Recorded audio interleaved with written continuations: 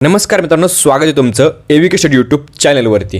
आजचा व्हिडिओ खूपच महत्त्वाचा आहे कारण कॅपराउंड 2 ची जी अलॉटमेंट आहे, कॅपराउंड 1 मध्ये कोणतं कॉलेज भेटलं आहे ते तुम्हाला समजलेलं आहे। आता त्यानंतर पुढे काय करायचं, कॅपराउंड 3 साठी जायचं, कॅपराउंड 4 साठी जायचं का कॅपराउंड 2 मध्ये जे मिळालेलं कॉलेज आहे त्यालाच मित्रांनो फ्रीज करायचं आणि ॲडमिशन कन्फर्म करून टाकायचं। हा मुलांच्या मनामधील खूप मोठा डाऊट आहे आणि हा जो डाऊट आहे तो या व्हिडिओमध्ये तुम्हाला मी सॉल्व्ह करून देणार आहे। नक्की काय डिसिजन तुम्ही घेतला पाहिजे हे तुम्हाला मी सांगणार आहे। आता लक्षात घ्या, कॅपराउंड 2 च्या अलॉटमेंट नंतर खूप मुलांचं असं झालं असेल की कॅपराउंड 1 मध्ये कॉलेज भेटलं होतं, आता बेटरमेंट झालेलं आहे, किंवा काहींना कॅपराउंड 1 मध्ये कॉलेज भेटलं नसेल, कॅपराउंड 2 मध्ये भेटलं असेल, काहींना कॅपराउंड 1 मध्ये भेटलं होतं पण कॅपराउंड 2 मध्येच भेटलं नाहीये। हे भरपूर सिनारिओ आहेत, बरोबर। आता ते थोडंसं बाजूला ठेवा, पण तुम्हाला मी एक सिंपली सांगू देतो, कॅपराउंड 2 मध्ये जर तुमच्याकडे कोणतं कॉलेज असेल आणि जर कॉलेज नसेल तर तुम्हाला कॅपराउंड 3 ला जाणं भागच आहे, पण कॅपराउंड 2 मध्ये जर तुमच्याकडे कोणतं कॉलेज असेल आणि जर तुम्ही ॲडमिशन कन्फर्म करायचा विचार करत आहात तर तुम्हाला दोन गोष्टींचा विचार केला पाहिजे।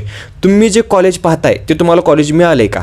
जर ते कॉलेज मिळालं असेल, तुम्ही समाधानी असाल, तर माझं म्हणणं आहे की तुम्ही त्याला कन्फर्म करा आणि फ्रीज करून तुम्ही ॲडमिशन कन्फर्म करू शकता, काहीच प्रॉब्लेम नाही आहे।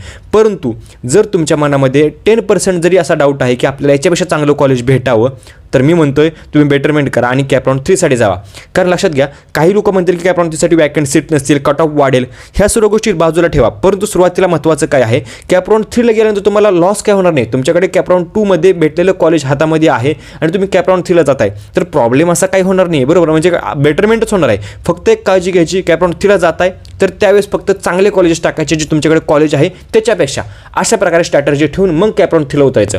आता मी तुम्हाला सिंपल सांगितलेलं आहे, ज्यांना जर तुम्हाला हवं ते कॉलेज भेटलेलं आहे तर तुम्ही मित्रांनो फ्रीज किंवा ॲडमिशन कन्फर्म करू शकता। पण माझं असं ओपिनियन आहे, खूप मुलांना सजेशन असेल, कॅपराउंड 3 साठी जावा, कॅपराउंड 4 साठी जावा। ज्यांचे मार्क्स खूप कमी आहेत, ज्यांचे पर्सेंटाईल खूप कमी आहेत, त्यांनी नक्कीच कॅपराउंड 3 आणि 4 साठी गेलं पाहिजे। कारण मित्रांनो, बाय चान्स मित्रांनो तुम्हाला चांगली बेटरमेंट भेटू शकते, मिळालेल्या कॉलेजपेक्षा अजून देखील चांगलं कॉलेज भेटू शकतं, हे चान्सेस आहेत।